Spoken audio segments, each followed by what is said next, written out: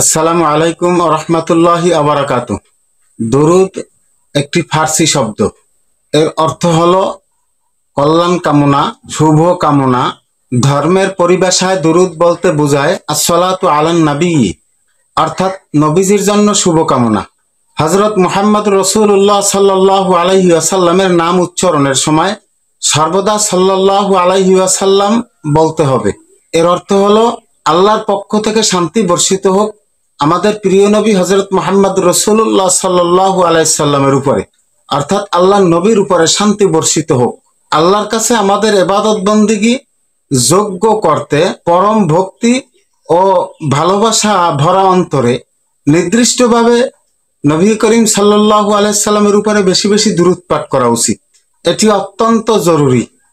দুরূদ পাঠ করলে আল্লাহর দরবারে ইবাদত বন্দেগীর বিনিময় সুনিশ্চিত হয়। দুরূদ পড়া এমন একটি ইবাদত যা আল্লাহ তাআলা অবশ্যই কবুল করেন।